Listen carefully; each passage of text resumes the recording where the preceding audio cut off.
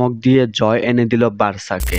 এই জয়টি বার্সেলোনার অনেক গুরুত্বপূর্ণ ছিল, যেখানে গত সিজনের মতো এই সিজনেও সেই ভুলগুলো তারা করে এসেছিল। চ্যাম্পিয়ন্স লিগের ফার্স্ট ম্যাচে, চ্যাম্পিয়ন্স লিগের এই দ্বিতীয় ম্যাচে এসে তারা যেন ঘুরে দাঁড়ায় এবং 5-0 গোলের ব্যবধানে ইয়ং বয়েজকে উড়িয়ে দেয়। পুরো ম্যাচে যেন অপ্রতিরোধ্য ছিলেন লামিন ইয়ামাল। তাকে যেন কোনোভাবেই আটকে রাখা যাচ্ছিল না এবং দারুণ ফর্মে থাকা লেভানডস্কিকে গত ম্যাচের সমীকরণ দিয়ে যেটা বোঝা গিয়েছিল যে আগের চ্যাম্পিয়ন্স লিগগুলোর মতোই এই চ্যাম্পিয়ন্স লিগেও সেই ভুলগুলো বার্সেলোনার এখনো আছে। কিন্তু চ্যাম্পিয়ন্স লিগের এই দ্বিতীয় ম্যাচে এসে এই ম্যাচটা দেখেই বলে দিতে পারছি যে বার্সেলোনা গত মৌসুমগুলো থেকে অনেকটাই ঘুরে দাঁড়িয়েছে এবং হ্যান্সি ফ্লিকের আন্ডারে এই দলটি অনেক ভালোভাবেই রান করছে।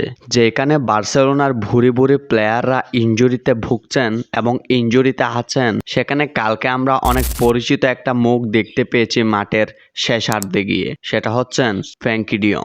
এই মৌসুমের চ্যাম্পিয়ন্স লিগের দ্বিতীয় ম্যাচে ফ্র্যাঙ্কি ডিয়ংকে দেখে অনেকটাই স্বস্তি পাওয়ার কথা বার্সেলোনা ফ্যানদের।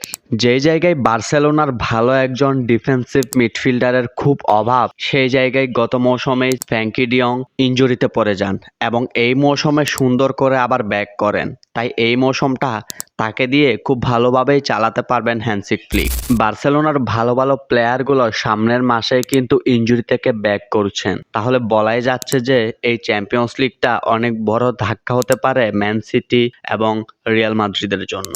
আর একটা কথা তো না বললেই নয়, মেসির উত্তরসূরি হিসেবে যাকে রেখে গিয়েছেন, যে লামিন ইয়ামালকে রেখে গিয়েছেন, তিনি যেন কোনো দলকেই শান্তিতে থাকতে দিচ্ছেন না। বার্সেলোনার টালমাটাল অবস্থাতেও যেন তার গোল করাটা থামছে না এবং কালকেও তিনি অসাধারণ ঝলক দেখিয়েছেন এবং প্রতিপক্ষের বুকে কাঁপন ধরিয়ে দেওয়ার জন্য বার্সেলোনায় আছে আরেক Brazilian winger Raphinha, Lewandowski, Lamine Yamal. এই তিনজনই যেন এই বার্সেলোনায় দারুণ ছন্দে আছেন।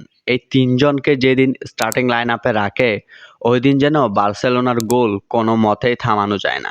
লিগার গত ম্যাচেও আমরা দেখেছি যে লেভানডস্কিকে স্টার্টিং লাইন আপে রাখলেও রাফিনহা এবং লামিন ইয়ামালকে কিন্তু স্টার্টিং লাইন আপে রাখা হয়নি। এই জন্য বার্সেলোনায় গোলে ভুগেছে এবং পরে যায় ম্যাচটা 4-2 ব্যবধানে হেরে গিয়েছিল। যত যাই হোক, বার্সেলোনা কালকে অনেক ভালো খেলেছে, অনেক ডমিনেট করে খেলেছে। শেষ পর্যন্ত এটাই বলবো, বার্সার আগামী দিনের জন্য শুভকামনা রইল।